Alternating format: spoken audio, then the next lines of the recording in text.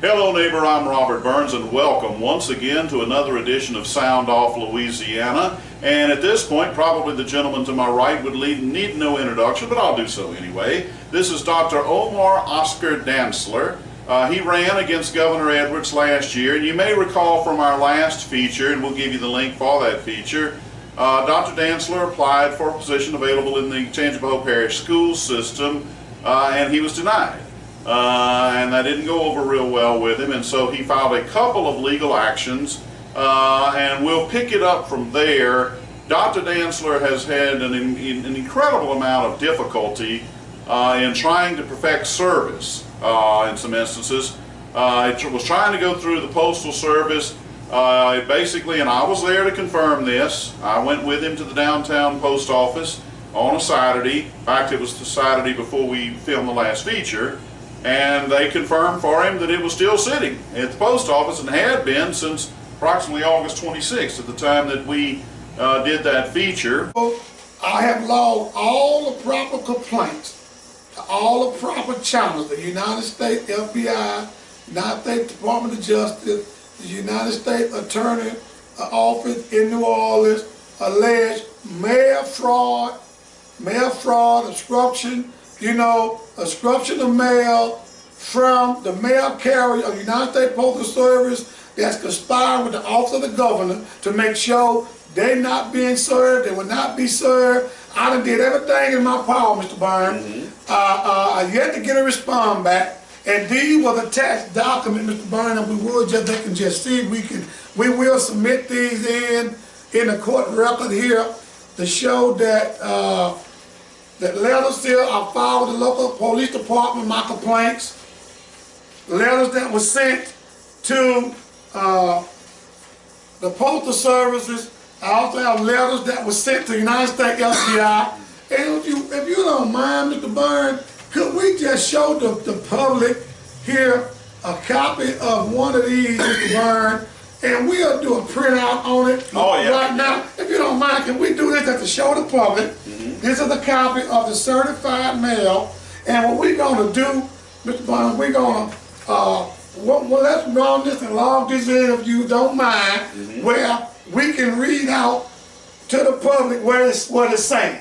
And that's okay with you? Sure. Do you have your phone local by you, Mr. Byrne? Yep, we can log right in? And that way the public can see from August the 20th, where this act was filed, it still stayed in transit since August the 26th, 2020. And one of the numbers here, Mr. Byrne. Give me just a second. As y'all can tell, we're improvising here. This was not a planned action, but we're going to go ahead. Let's see, tracking.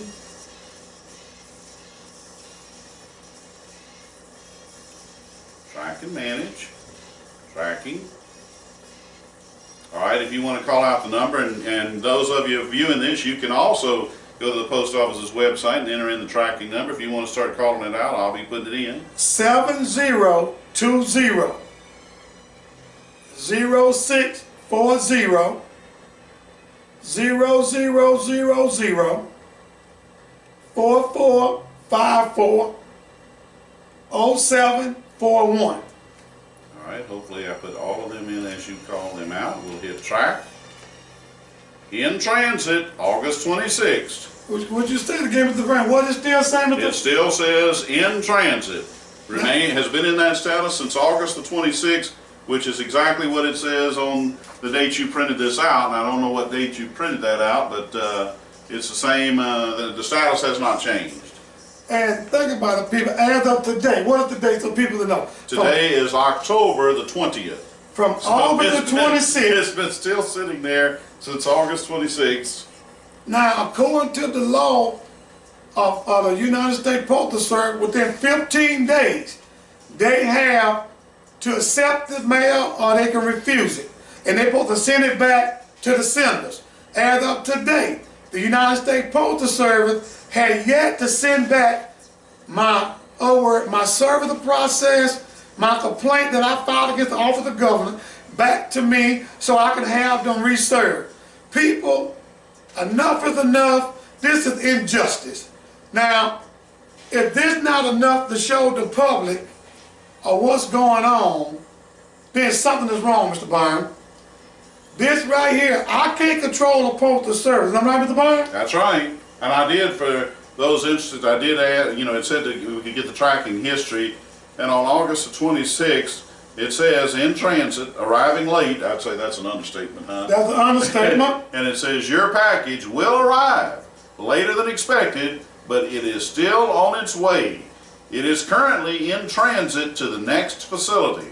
And the facility it supposedly is sitting at is the Baton Rouge, Louisiana Processing Center. And you recall, Mr. Byrne, when we went there personally, the manager advised us that my mail never left the processing center. Is that right? That's what she said. She said that it never left the processing center. So that to me again, that now the word, my knowledge go out here to the people that's running for office, all people.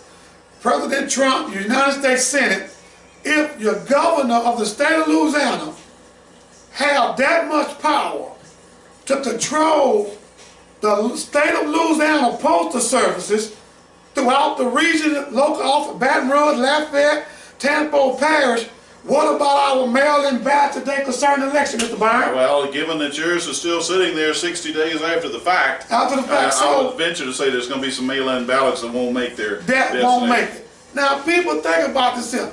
Go back to the 2019 election. So, now, a lot of mail was mailed in ballots. Is that right, Mr. Byrne? That's right. So this may be also, can be partially understood that maybe a possibility that the United States Postal Service was contacted, in other words, what you would call, circumvent, other words, some of these mail-in ballots, yes, possibility that was coming from domain of the Republicans' residential address in certain locations. Certainly. Because I was taught, and anybody run for office, they can look at the website and the different areas can tell if the area of the Republicans votes or Democrat. So they know what mail carrier and what postal service that all the mail-in boxes that the postal service had to go to. Right. And all they had to do was get to the mail carrier to make sure none of these mail-in ballots, in other words, will exit them. Is that right, Mr. Byrne? Yep. And people, I'm here, I'm standing for justice, I'm reaching out for help, and I don't know why the justice system is failing to do their job.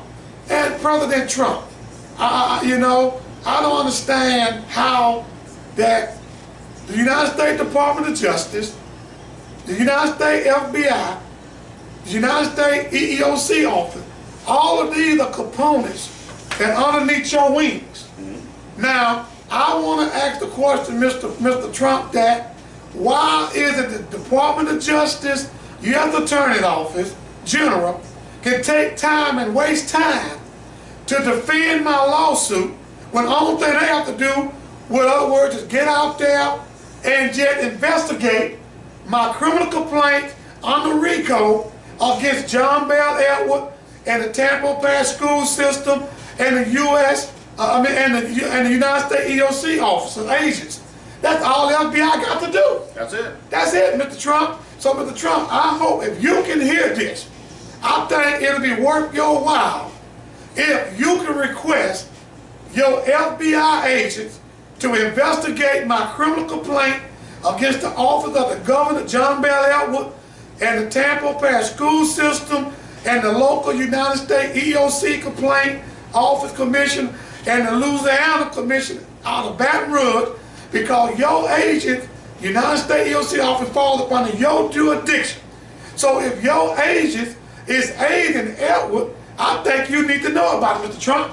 Makes sense. Anything else you might bring to the table, Mr. Byrne? I think that ought to do it, and we've certainly enjoyed getting that. It's always our pleasure to have an opportunity to visit with Dr. Dantzler. As you can tell, we're in his facilities today, and it's been such a delight, such a pleasure to come and get to hear from you again, and you know how to contact me when you got the next big development. Mr. Byrne, it's just a shame, Mr. Byrne, as as a man that work hard, like I do, Mr. Byrne, I work every day, hard.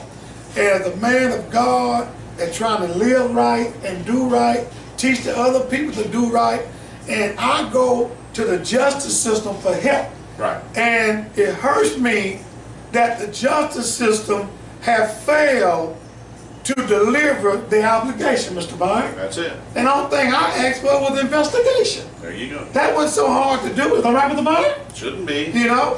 So again, people, here it is. I'm glad to be here live with Mr. Byrne, Dr. Oscar Dantzler Jr. Any question, feel free to give me a call, 985-215-1508.